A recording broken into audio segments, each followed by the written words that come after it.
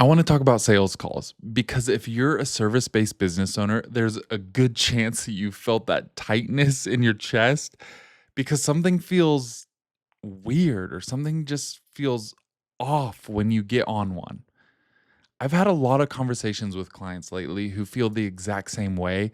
And what I've noticed is that most of them think the problem is that they're bad at sales or that they need a better script or that they just need more practice. And honestly, practice helps a ton. So hear me out there.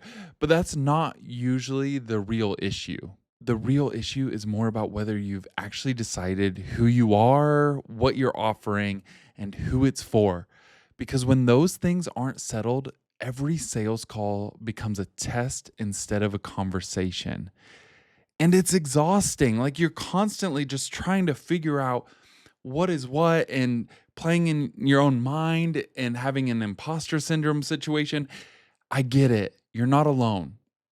Here's what I think is actually happening.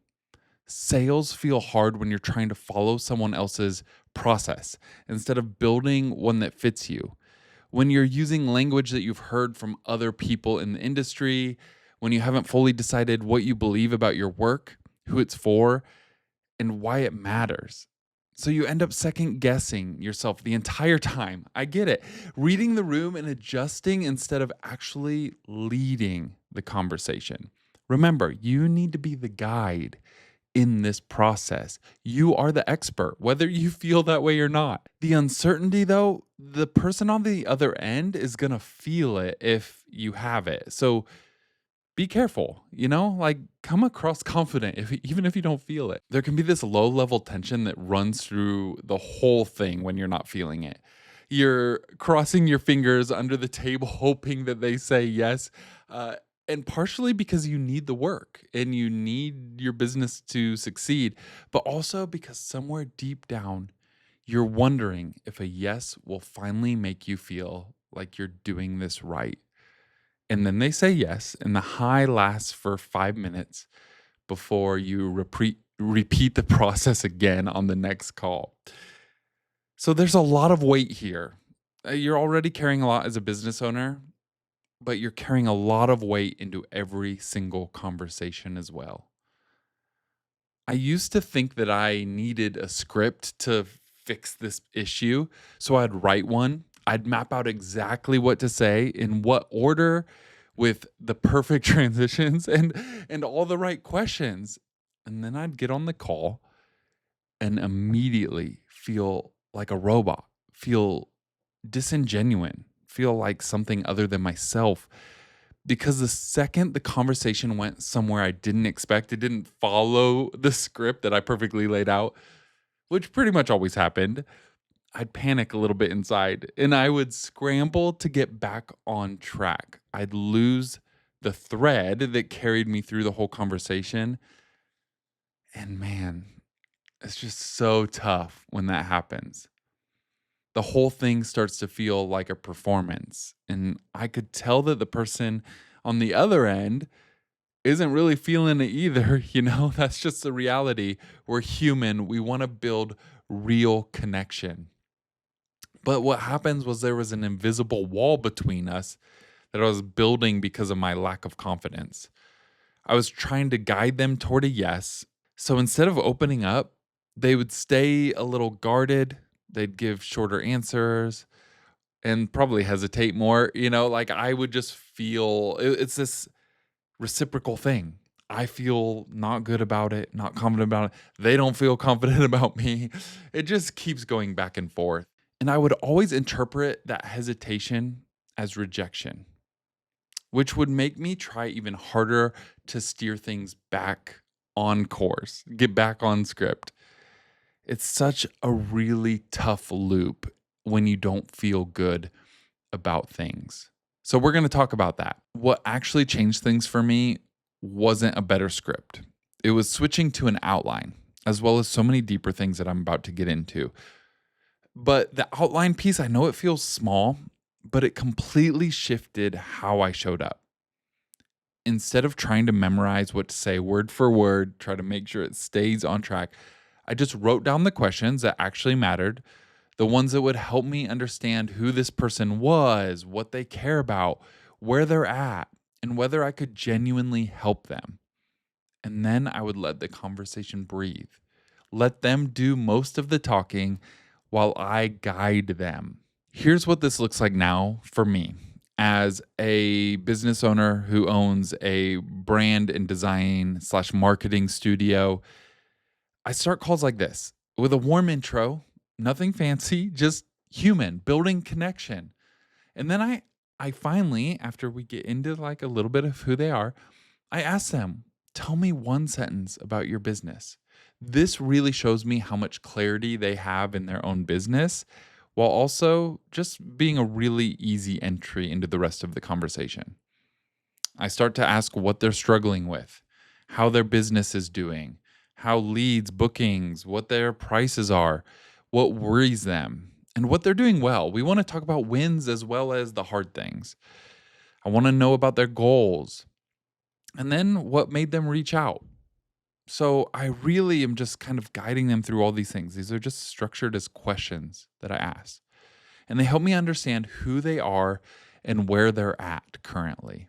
I don't ask these because I memorize them. I ask them because I actually want to know. And that's probably the biggest difference. I truly want to know these things about them and I truly care because it makes a difference on whether I can make a difference for them, if that makes sense.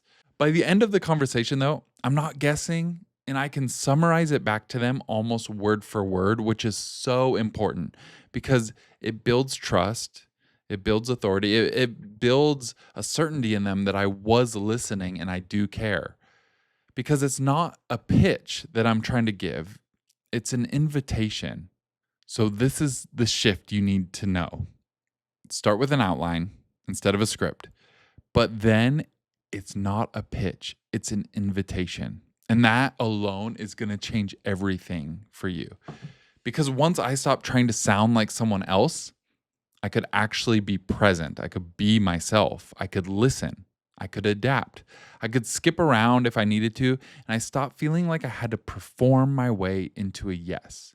I realized that sales feels hard when you don't know yourself well enough or trust your service well enough. When you're not clear on who you serve or what you're actually offering or why you do this work in the first place. Every call is just like throwing things at the wall and seeing if it sticks. You're hoping they say yes so you can feel validated. You're worried they'll say no because maybe that means you're not good enough. But when you know yourself, when you truly feel confident, when you're certain about your work and who it's for, you stop needing the yes to feel confident. You're going to hear a lot of no's. And it's important that you're so confident that the no's just kind of bounce off of you. And you got to show up settled and relaxed in order to ask real questions, in order to build real connection.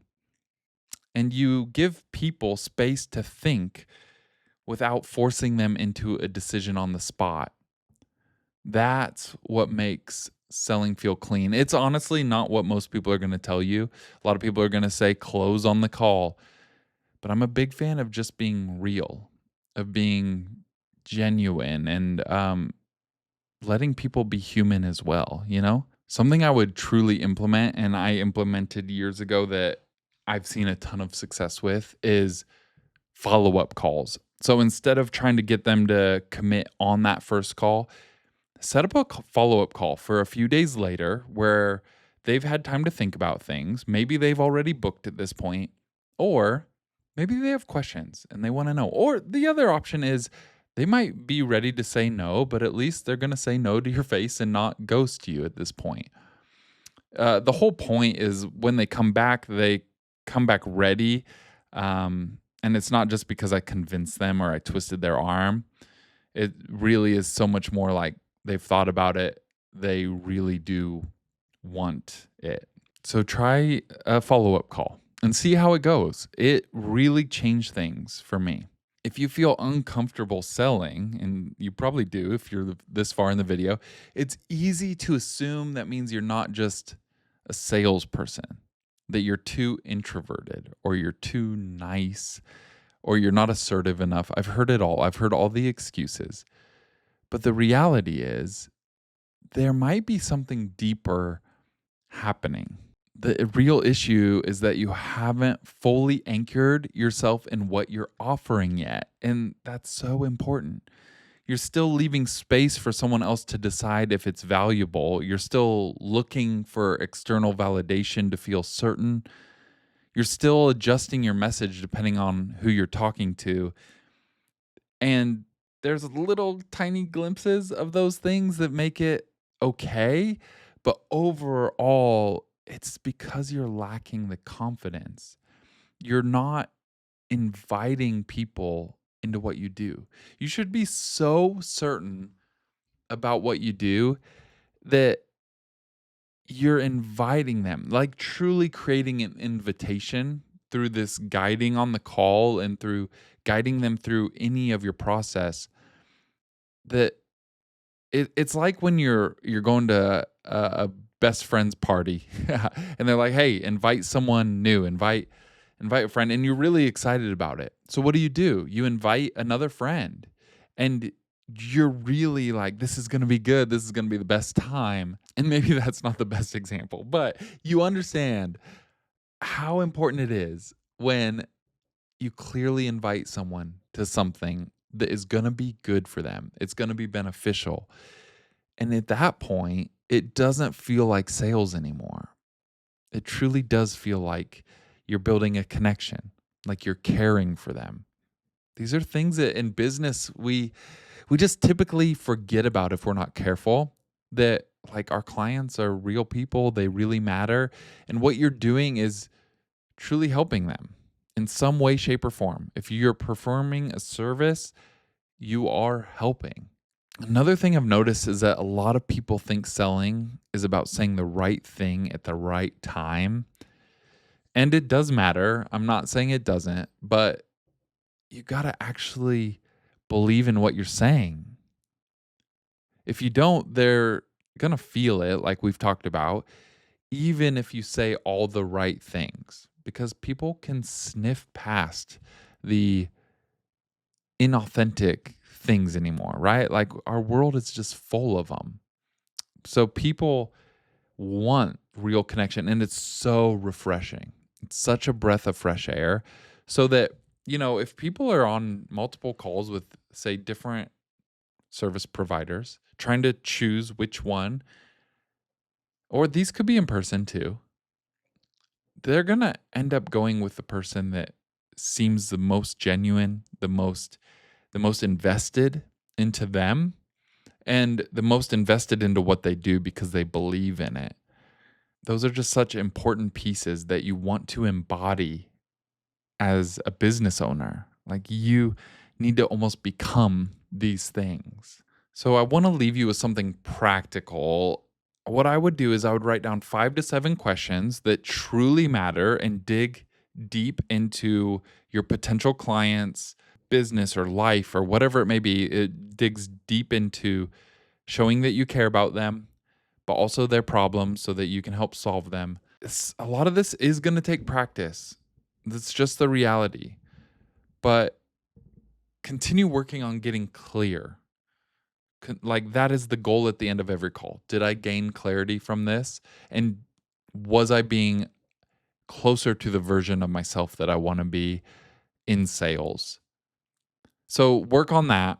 Write down the questions, write an outline, and just continue to process this because although it might not feel practical here on YouTube, just processing is so important. And you hear me say it in my other videos. So enjoy the process, my friend. I know it's a lot, but I'll see you in the next one.